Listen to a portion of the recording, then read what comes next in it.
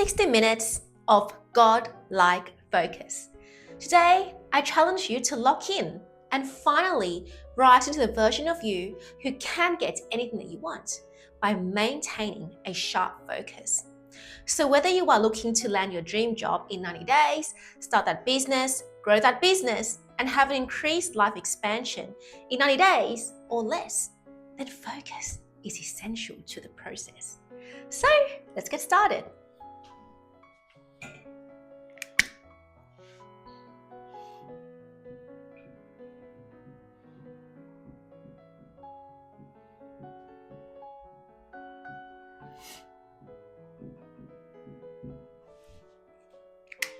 Interestingly, when we try to do things, that is not very familiar to our old self.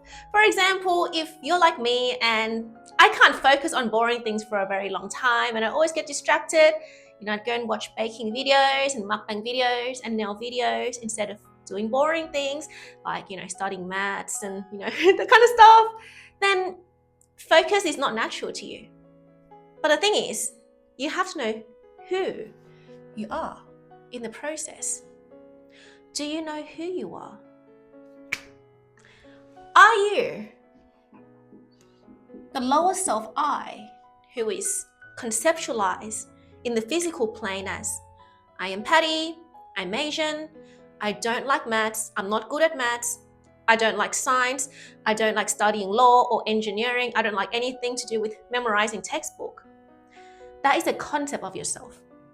So therefore, do you have a limiting belief towards focusing and being able to do things, especially boring things, for a prolonged period of time? Or are you the capital I, where you are infinite intelligence? The capital I version of you, who is source. The capital I version of you, who is the creator. The capital I version of you, who is God of your reality. So I'm not going to go into the whole religion and esoterical meaning behind it as much because it's not my lane. But I do understand from reading Power of Now, Eckhart Tolle, like very basic kind of simple understanding of God is that what he basically means is that there is a highest version of you who is not identified as I'm this Patty, I'm my name, I am my reputation, I am my job, I am my income. And none of these life accessories define you as a person, but basically you are one with the infinite consciousness. And so, if you try to take this version of you, the lower I, who is finite, and you can only see with your eyes in the physical plane, therefore only 0.0035%, then how are you supposed to take a quantum jumping action, a quantum leap action that will literally bring miracles to your life? Therefore, what you have to do is this. Now, interestingly, when I first read Parallel Universes of Self by Frederick Dodson back in 2012 when I was 18, and I was on the train to uni and I listened to the Audible that was available on YouTube at the time, and I was half asleep and just listening to it for a whole hour. I had a very hard time at the time understanding the concept of there's infinite versions of you in the parallel universe. I literally was like, what the hell is this? It doesn't make sense to my egoic self. At the time, my thinking was quite narrow, and all I saw was just, how am I going to get by? How am I going to get this exam to, get my marks to scale so I can get into my dream university, which was Sydney Uni at the time. But I didn't understand that there were many planes of existence, and there wasn't just the physical plane. So therefore, in Parallel Universe of Self and many, many other books later on, which explain to me how this works, is that there's a 3D version of you. Then there's the 4D realm and then the 5D realm. And basically, an infinite version of you and your life currently exists, and the one that you're currently experiencing is the one that you're most familiar with, and it's only like 0.0000001% of the infinite possibilities. So therefore, there is an infinite version of you right now that currently exists. And in Parallel Universe of Self, Frederick Dodson was explaining that it's kind of like different highways, different lanes.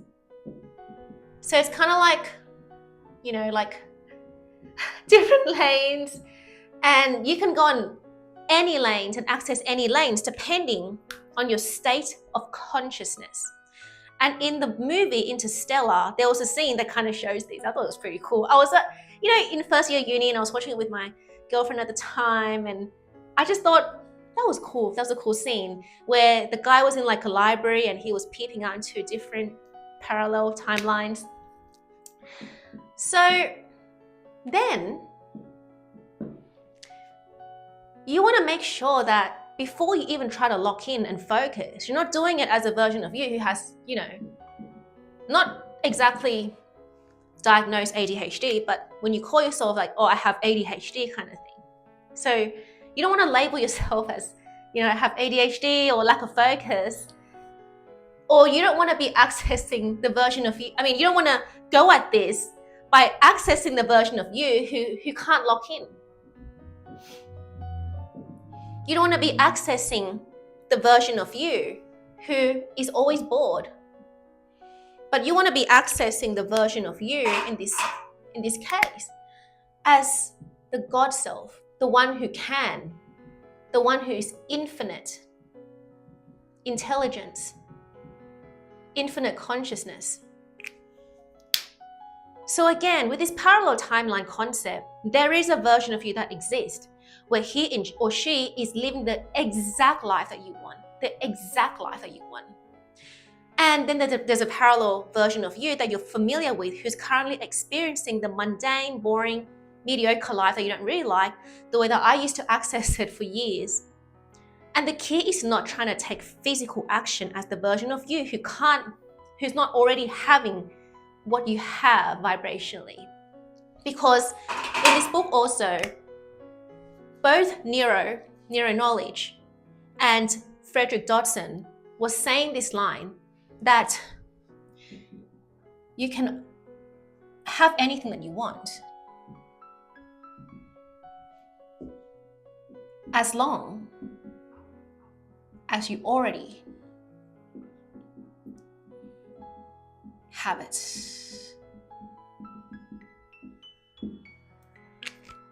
Or you can only have what you already have. And if you're accessing the version of you who doesn't have focus, you're not going to have focus in the 3D plane. So why don't we just do things the more effortless and smart, multi-dimensional way, and just access the version of you who can lock in. So let's just say that this is the version of you who is connected to infinite consciousness, and she can definitely lock in. Therefore, what you want to do is you want to practice bringing her down the physical plane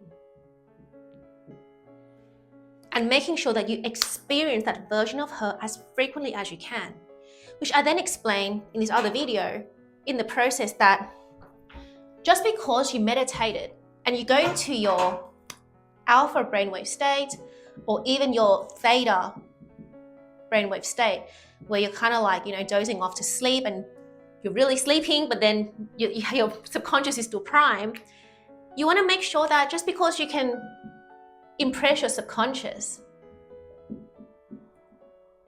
with vivid experiences of you being able to receive the exact things that you want in life, the version of you who can lock in and deeply focus to receive the kind of money, the kind of prosperity, and the kind of lifestyle that you want. If you have 90 chances to do it, why would you only do it once? So again, it is said that it only takes one traumatic experience for your whole subconscious to alter. So then if you reverse engineer it, it only takes once for you to install a very vivid, powerful belief combined with elevated emotion for you to have a transformed subconscious rewiring. But again, if you can do that powerfully and impress your subconscious powerfully, why not do it 90 times, hence 90 days? So therefore,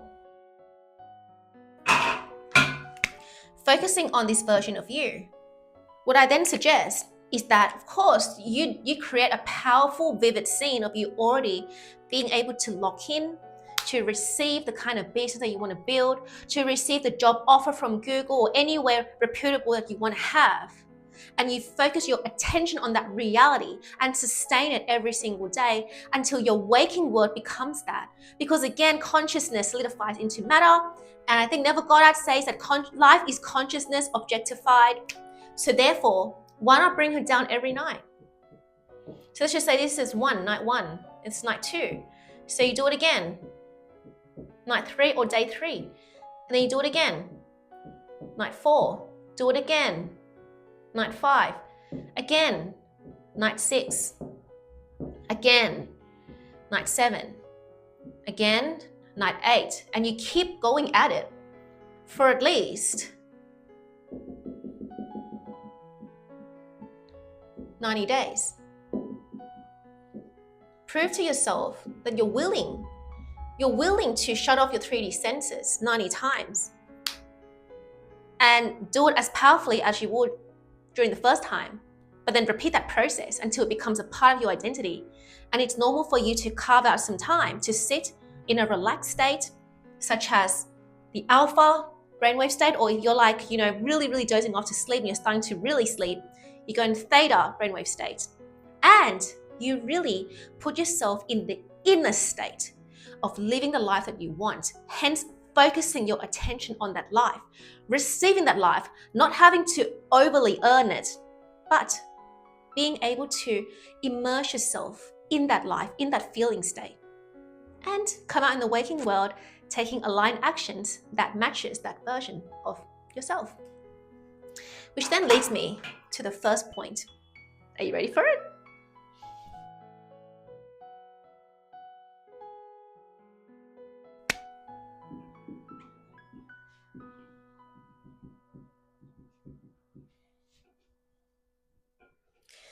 The interesting thing about meditation is that there was a phase in my life where I was really into it. And I used to spend my 5 a.m.s meditating for 45 minutes in bed and just like listening to frequency in the background and just trying to make my mind, wired the right way. And interestingly, it led me to swimming really powerfully at that time. But then meditation was kind of on and off in my life.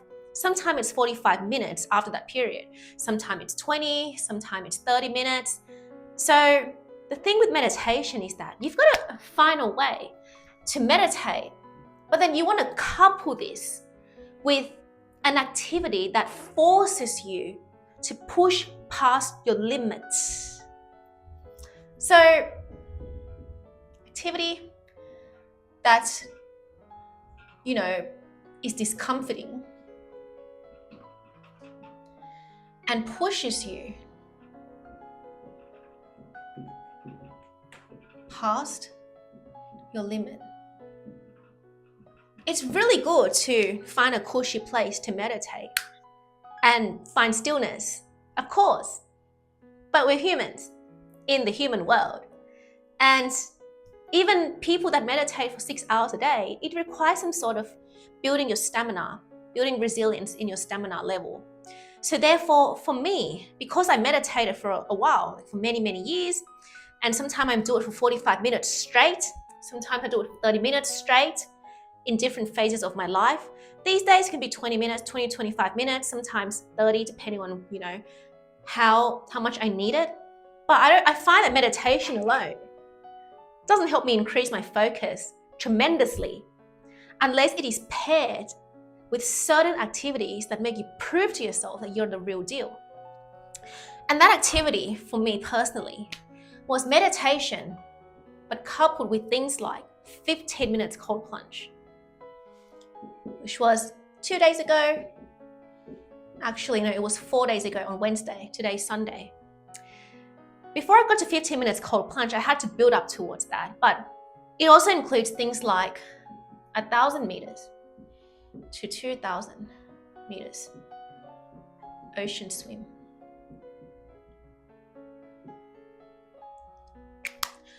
These these two activities is what works for me. And I'm not telling you to go and, do dangerous things like that. 15 minutes cold plunge is pretty dangerous.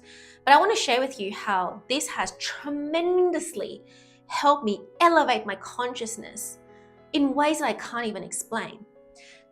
Basically, I started swimming at a place called Icebergs, Bondi Icebergs, 4 years ago. And I went from not being able to swim in the baby lane to having an exponential turning point within 10 months. So by 10 months, I did 2,000 meters. And I couldn't swim my whole life at the time. So there was limiting belief going on before I was able to do this, that, but you're gonna drown. But you can't swim. Someone like you can't swim. You're not a fit person. Yeah, but like every time we try to go to a normal pool, you can't even do 25 meters. So I spent the first 3 months solidifying my strokes in the baby pool until one day a lady named Irina came and asked me, yeah, so how many laps have you done? Because I just did 14 laps in the adult pool. And I was like, yeah, I just swam in the, the small pool. And she was like, oh, the baby pool. So again, she wasn't offending me. She wasn't trying to insult me, but I got offended by that statement. So that day, I jumped into the adult pool. And what happened was that I started going backwards. There are 3 poles in the adult pool to 50 meters. So this is 25 meters, pole 2, and this is 0. Basically, from me being able to confidently swim in the baby pool, now I was jumping in and I couldn't get to the first pole. I would start to struggle. I started to have people overtaking me. I started to feel panicky when the wave was unstable. And most of all, there was seaweeds. So when the seaweed was tugging at my foot, I was like, what the hell, man? And I was starting to panic in the ocean water. And even though it's safe because there's lanes and stuff like that, but sometimes the water is unstable, like very, very unstable. And even the instability of the water would make me panic at the time. So again, I couldn't do it. But because I kept at it, I would go back and try again. Almost there, then I try again, and I told myself, forget about reaching 50 meters. We'll do from 0 to 1 pole first. And eventually I was rewiring my subconscious and my whole belief around swimming by just focusing on reaching each pole. So then I started doing, almost 2 poles. Then I almost did 3 poles. So when I got to the second pole eventually, I was like, damn, if I can get to 2 poles, I can probably do 50 meters in one go. That was my subconscious was impressed. So I went at it again. I almost did 50 meters, but then there was a limiting belief that came up at the very last minute, like, you can't do this. You're not a swimmer. You don't deserve this. It's too dangerous. No, you're not going to be able to breathe. All that stuff. It came up just before I reached 50 meters. But I was like, nah, man, I'm going again. And then I reached 50 meters.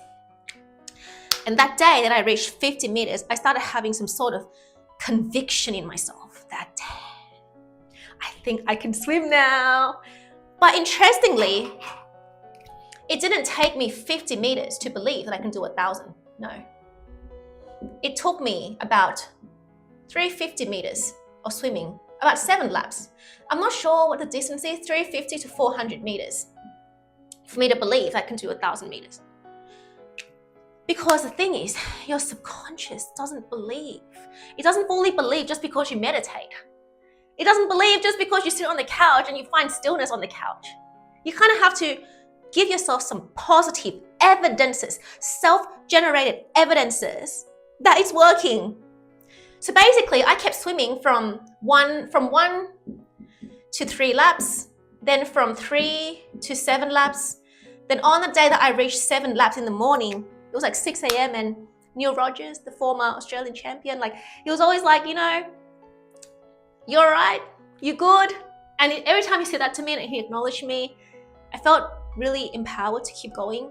So yeah, anyway, once I reached 7 laps, that was when I had conviction that I could do 20 laps, which is 1,000 meters.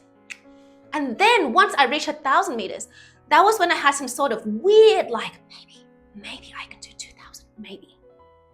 And you know why this is? Because energy compounds. Basically, your self-belief compounds.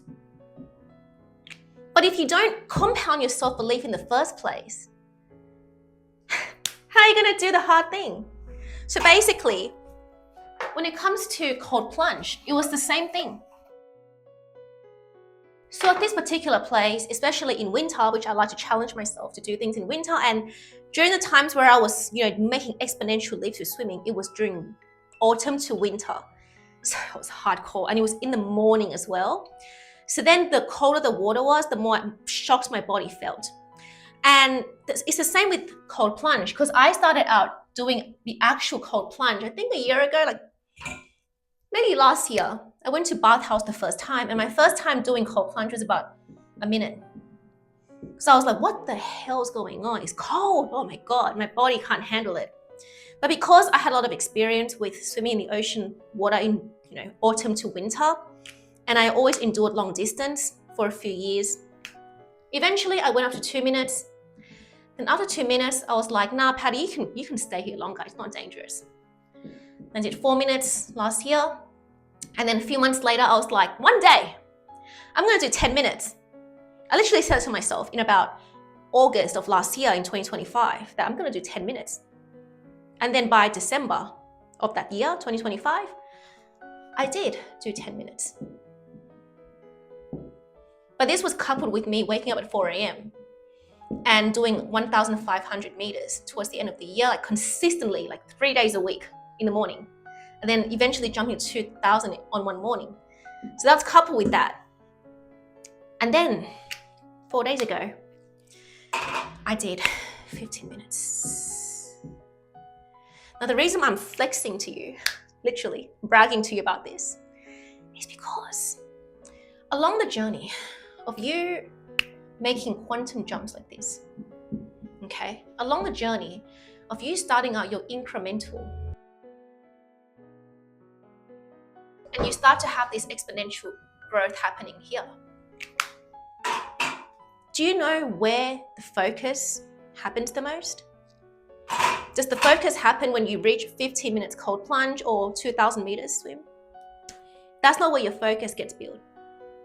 It gets built on these times. And why?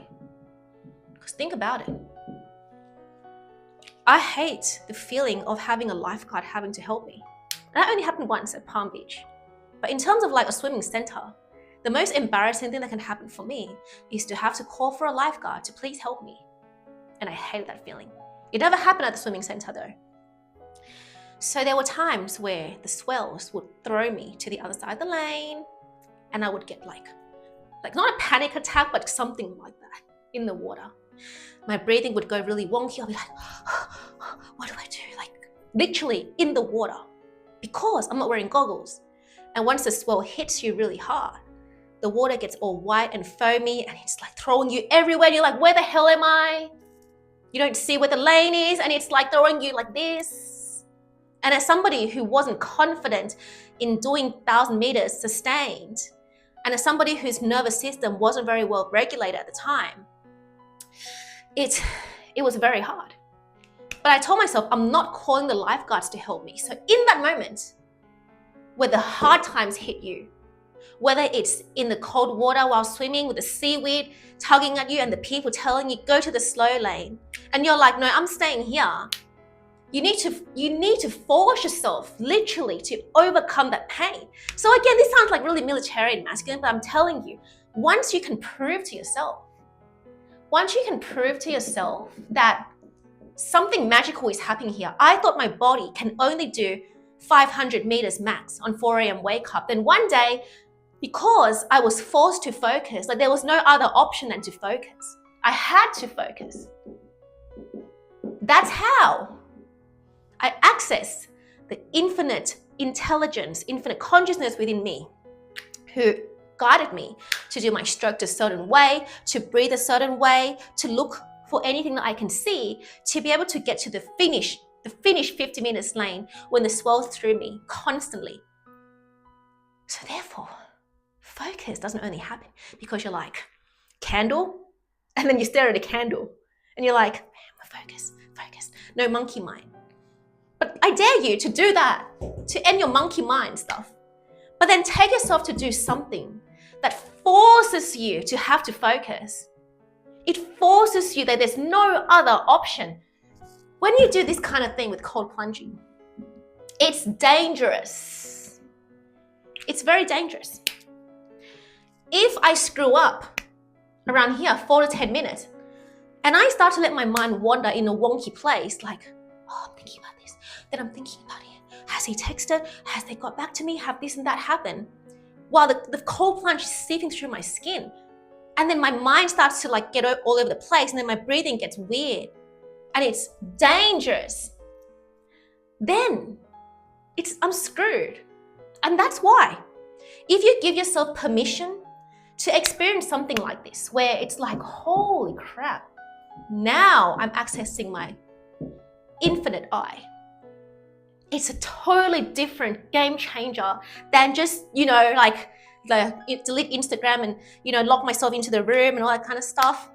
Do that, but do this too. And if it's not cold plunge or swim, it can be things like deadlifting. When I, went from 30 to 50 kilograms in 30 to 70 kilograms in 2 months, every time I was like, I want to do this. I want to do 60, then 65, then 70. I didn't have a choice. I had to focus. I had to focus every cell of my body to maintain the weight because it's dangerous. Otherwise, my bones, it can go wrong. So the only way for you to I'm going to do 70 today. And the PT was like, I believe in you. I'm here. It's going to be safe. You can do it. So therefore, I had to literally shut my eyes and focus every cell of my body to be like, I can hold it 4 reps. So you put yourself under circumstances like this, where you are forced to focus. It can be dancing. So when you remember choreos and you're like, I do it perfectly and don't get it wrong. K-pop dancers, hip-hop dancing, those kind of things. Ballet as well if you like. And you try to get the choreography perfectly executed. That requires focus. It can be things like marathon, like long distance running, something that pushes your body to the limits. And you prove to yourself, I can get past that limit, but in a safe way though, in an incremental way. And once you experience that multiple times, holy crap, I did run faster than this. I did have this breakthrough. Then you start to create muscle memory on how to focus on other areas of your life. When you're doing YouTube videos, when you're writing, when you're copywriting, when you're doing marketing, when you're executing workshops, you bring that intensity that you had with the intense activity and you bring it back to your real life where, okay, I'm going to remember this feeling that I can push past and this is how you focus.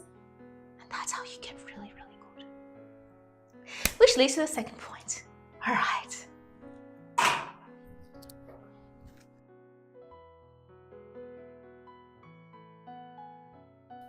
Okay, so now that you've activated your God self repetitively by pushing past your limits, but still doing meditation as well, coupled with that, what we're now going to do is this.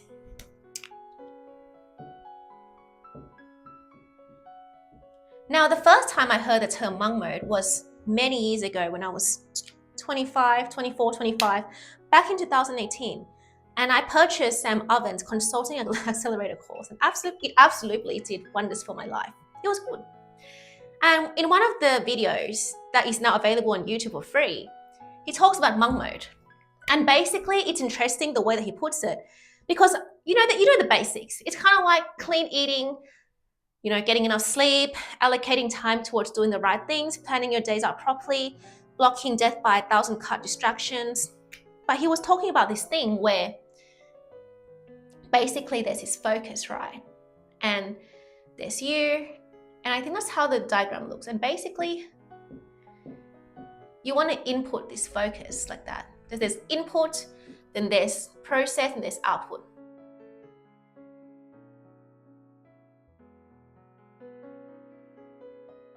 So basically, the diagram looks something like this. And I just thought that it was interesting because he was applying this concept to business where, your business is an integral function where if you input all the focus towards that way, then you can actually do a lot of things like presence with family. But then if you're able to be present in one domain of your life, like presence with family, you can actually bring that kind of presence to your customers and your clients and make them feel really, really seen. And it's interesting because if you're able to make your clients and your customers feel very, very understood, that is massive sales. They're going to want to do business with you, and that's how you get customer retention. So this can be things like, work out effectively. This could be like 10 out of 10 workshops. This could be like 20% sales increase. This could be like the right hiring. And life is just more easy and effortless. And this one can be recreation, where it's just, you have time to still enjoy your life. And all it takes is to narrow your focus. This is the input. And then I think this is the process, the leverage. Basically, he talks about the idea of leveraging your one focus, so then it shoots out into multiple directions. And I just found this concept really fascinating because when you go into monk mode, the basic foundational knowledge is that you kind of just deactivate your Instagram and don't check your phone and just lock in and carve out the first 4 hours of your morning to go into deep flow work, that kind of stuff. But to me, I think understanding monk mode in this way means that you want to make sure that you eliminate your death by 1,000 cuts. So then you can do this by literally putting in a table and deciding what activities you will magnify and what activities you will minimize for you to reach this kind of point. So for example, the activities that absolutely magnify my focus is working out. But for me, my working out is swim and occasional cold plunge, like once a month. It's absolutely meditation. But then after I couple this with things like, moderate reading, not too much reading, just moderate. And this could be things like long walks as well, because I'm meditating while I'm doing long walks. I also find that I can magnify my focus when I paint for a very long time, which is occasional. But so you want to list out what inputs should you magnify? What kind of activities activate your God mode besides just sitting down on the couch and meditating, which that is effective, but pair that with other activities. So therefore, what you're trying to figure out is what positive life force goes into this domain here, and you want to magnify it. And then once you figure out all the positive life forces, that makes it easier for you to focus. And this other thing is that when you really want to do something and when you're having fun doing it, focus is not a problem. Some people can focus on playing games for 10 hours. I can do that if I enjoy a game back in my childhood days. So a lot of people, gaming is fun. So they can literally focus on gaming. And I remember I was watching this interview by the founder of Boost Juice. I believe her name is Jane Alice. And she was talking about her son, that one of them, when it comes to surfing in the morning, they have no problem getting up to go and surf. And I see a lot of surfers spend a solid amount of time surfing. But when it comes to going to school, they just seem to have a problem getting up to go to school. So the problem was never just about focus. It's also about pairing the inputs with things that are enjoyable and fun for you to do. And by doing that, you add positive life force so that literal 10 hours feel like only 2 hours. Time is an illusion. And I think that sometimes feels slower because it's not for you. When I used to sit in science class in high school, I'm just waiting every single minute, when is it going to finish? I don't like science. When I used to sit in any classes that requires remembering things like history, law, all that kind of stuff, I just always waited for the time, and it just felt mundane because it wasn't for me. I'm not good at those things. But what I got really good at during school was English. So English, art, anything creative. Like, you can put me in a room for 1 hour and I just want to stay there. Because I loved, like, you know, exploring other people's essays and dissecting other people's poetries. And I also really enjoy looking at specific artworks and then understanding the artist's intention behind those artworks. Well, those things I can focus for a long time. So then when you look at the things that you want to magnify, you want to make sure that these activities, you, to a degree, you love doing it.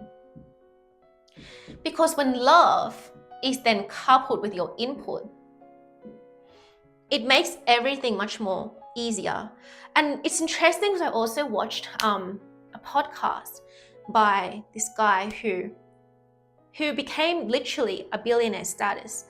And he was saying that now my life is not about earning more money, of course, but it's about delegating the things that I don't want to do to people who are good at it, including accounting, taxes, admin. And his specialty is design. So he likes to go into his space, do deep work, and do design his product, design the service, and just think of the creative process while all the things including to do with money management, and tax and accounting gets delegated. So therefore, when you figure out what you can monetize, now you want to go into the things that you will minimize doing consciously.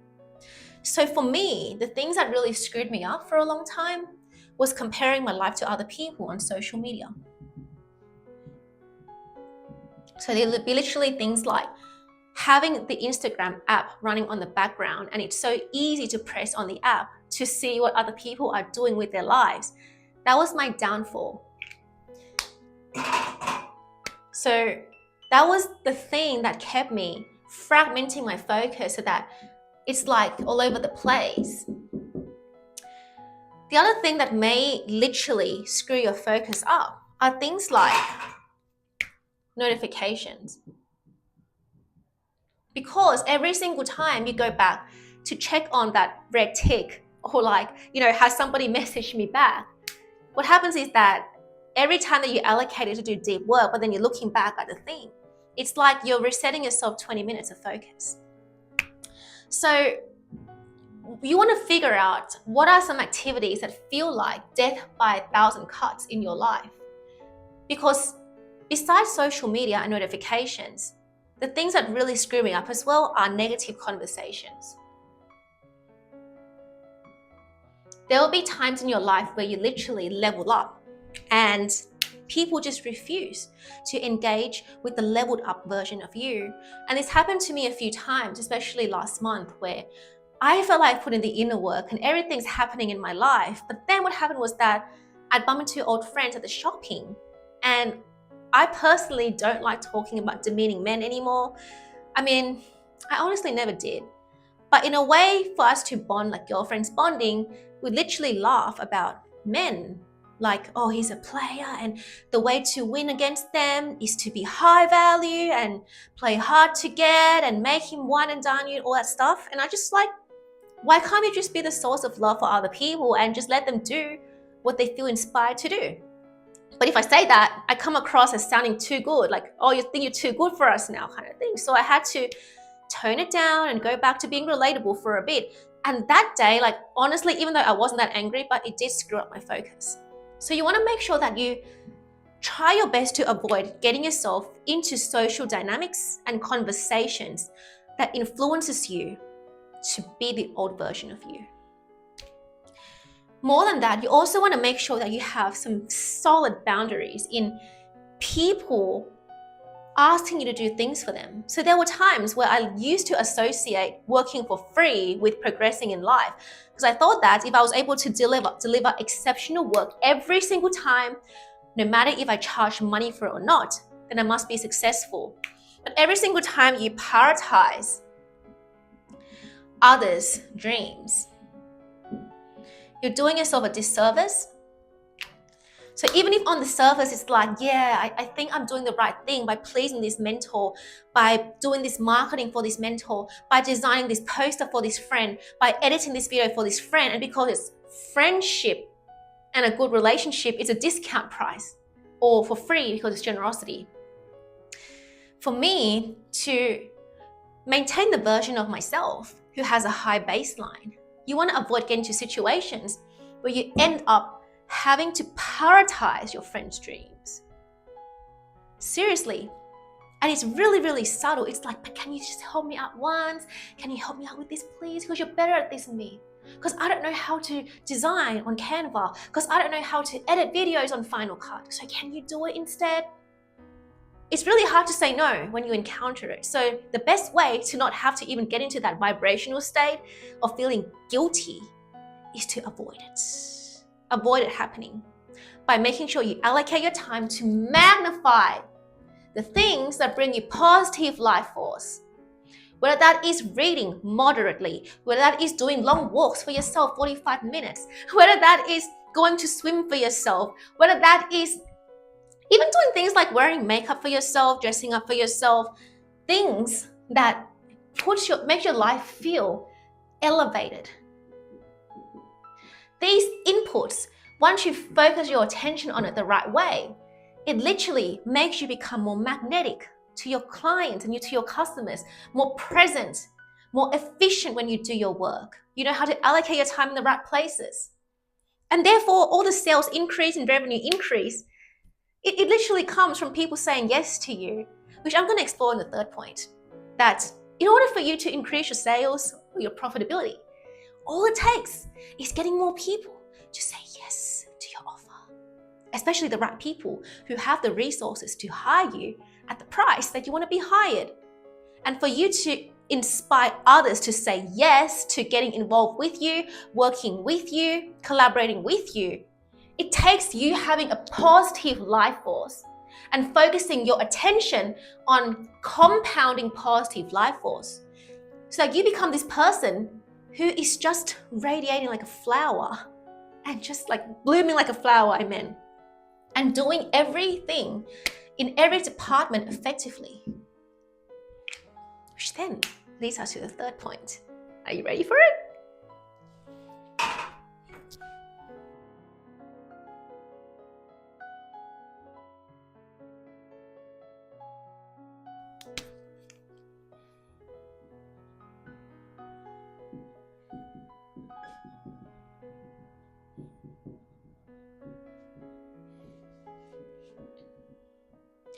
Now, the important thing that I also found from that course, Consulting Accelerator, was the concept of baseline and the fact that he says we don't rise to our highest potential. We only fall to our minimum standards. So therefore, the question I always have for myself is, instead of you forcing yourself to be perfect and have a high standard, it's not about you taking 10,000 steps to get to where you want to be. It's actually about minimizing those steps by starting out with a high baseline. So I'm going to show you the egoic version of you or me, which is lower I Patty, who has a fragile mind. And with a fragile mind, she has a weak focus because she gets easily influenced. Patty, who starts with this baseline.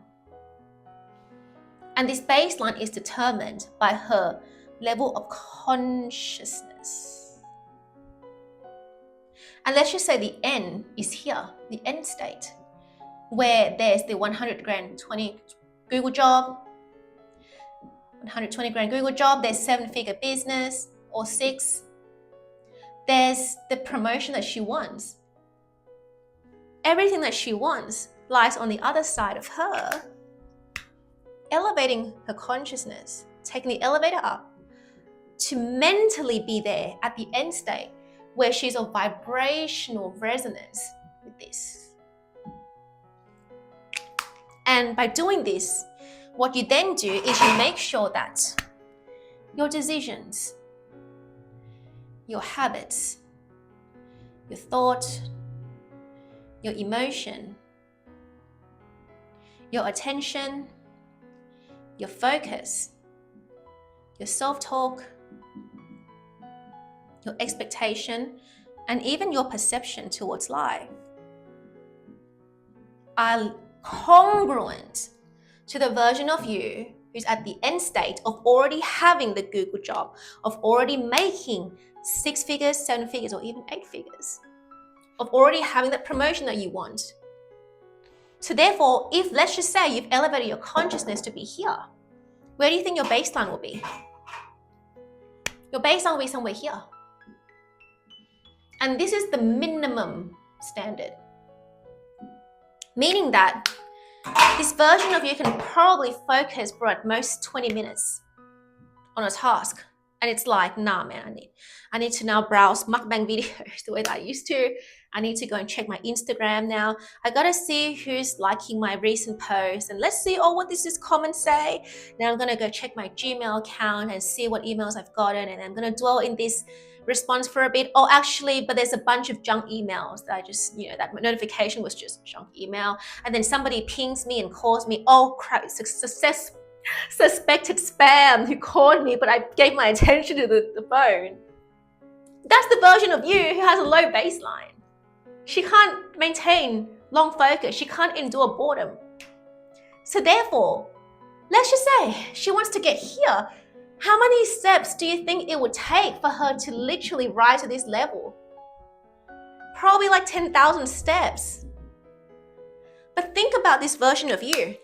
How many steps do you think it takes for her to reach the same place? Well, what about 10 steps? 10 aligned steps. Where this one is like 10 random jumbled up all over the place steps. So the question to ask yourself is, do I really want to use my human power as the lower eye patty to take 10,000 steps to achieve my goal because my focus is split? Or do I want to just elevate my consciousness to be the version of me who at the end state, so therefore I have a high focus, a high endurance level. And all it takes is super aligned focus and 10 correct steps. Because once you understand this concept, basically, this version of you who is the lower eye self, she's going to oscillate. And the thing is, you're most likely going to have a ceiling. And again, this ceiling is your consciousness, your ego is in the way. So then even if you try to do like 2,000 meter swim, it's interesting because for some people, like there's this former Olympic swimmer who's Japanese, his baseline is 2,000 meters swimming. It's easy for him. For me, it's not that easy. And for other people, it's impossible. Especially like in that kind of environment where it's just athletic and just like big build muscular men just constantly in the fast lane, and you're always pressured when you swim there, when they swim there too, on certain hours of the day. So you have to calibrate your baseline to find focus, high intensity focus, to be a normal part of your life. So the thing is, when you are operating as this version of you with a ceiling, being here feels extraordinary. It feels amazing to like finally focus for an hour. So you can literally like oscillate. You can go up and down like this. You sometimes, go past your like ceiling a bit, but then when you dip, it's like a low dip. Crap. So the question that I have for you is, if you dipped to here and here and here, and because your focus level is low, you're going to react when you dip. Do you think that it's easy for you to somehow dip to this place because maybe last night you partied and got a hangover, because something went wrong, because somebody gave you a fine the way that it did for me last year, like a random fine, because a debt from 4 years ago came at you while you were just leveling up, and then you have to drain out your wallet to pay the debt or ask my parents to help out kind of thing. And it just brings you like a dip, like frustration, discouragement, and a letdown. Do you think that it's easy for this person to shoot through the roof to get to here? It's super hard. But yet that's how we mostly approach the goal, only because we scatter our focus, as in we do multiple things, right? We try to juggle notifications, and then we open our email, and then we, take this phone call, or give attention to the phone call. You don't mute your phone, and then you get into negative conversations, you socialize with the wrong people, you consume the wrong materials. So then your focus is all scattered. There's no concentrated energy to go to one place. Whereas the version of you with a high baseline, again, her focus is concentrated. So therefore the focus goes into one area. Just here, the centralized point, which is you, your capital I. So then you're able to shoot out multiple things from just one central I by literally raising your consciousness. You're able to 10x your revenue. You're able to 10x your profit. You're able to attract 10x customer acquisition, whatever it is. You're able to 10x your views or engagement or reach. Because one content that is deeply focused, and it's the real deal content, instead of you scattering your focus to create some random free flow content that I did last year with my old YouTube, you start to elevate your consciousness to operate at such a high baseline that the minute you start to make content, or you create your marketing funnel, or you start to do Facebook ads, but you create the right kind of videos to go with that ad, and you write the right kind of copies, and it increases your reach by 10x. But that didn't start from you trying to strategize for more strategies. It came from you elevating your consciousness to then have a focused energy, a concentrated kind of energy where you are the source of it. So therefore everything becomes 10x, 10x, 10x, because you 10x to yourself by being at a higher baseline. So therefore, now that you're so high, you only dip to as your minimum standard. So when you start to take a dip here as well, your low point is still the equivalent of most people's high points, or not even their high points. As in, when I'm talking about this Japanese swimmer who used to swim at Olympics, I think his bad day in swimming is probably no less than 1,000 meters. While my best day back in the day was my 1,000 meters. To me, my worst day at swimming is probably 500 meters. But for somebody who's calibrated at a level where it's not high focus, their 500 meters is their best day. So therefore, nothing wrong with that though. But therefore, if your focus level and your emotional state is naturally at a high level from the start because you chose to connect to the version of you who is a capital I by, again, with a parallel reality situation that I explained to you, and you constantly bring her down to the 3D, and you do this repetitively, it can't go wrong. You have to win at this game. So I want to ask you now, who do you choose to be? Do you choose to be the person who has to take 10 more steps, or shorten her distance? Because the thing is, if you notice, a person with a shorter focus, they're mostly more attached to the external reality changing. So to me, my definition of manifestation is creating such a powerful internal shift that the outer reality has zero authority over you, zero. But the person who is attached and therefore has a low focus on themselves, they create this energetic importance where it takes them 10,000 more steps to get to their desired reality. And this line is created from excess potential. And why is that? Because they don't focus on this themselves. They focus on the 3D reality to change, and that's, short focus. But for somebody who has long endurance and deep enduring focus, they're going to focus their life force on themselves. So then, because they are the magnetic eye, whereas this is your lower eye, your human self, the distance between them and their desired reality is literally only 5 more steps. Or let's just say 10, according to this chart. 10 more correct action. You know, 1 step here on the content, 1 step there on a sales call, 1 step here on closing that call with Jane, another step here on closing that call with Joe. All the correct steps. And this is what I call aligned action. But in order for you to even access the version of you who's constantly taking aligned action, your minimum baseline has to be high.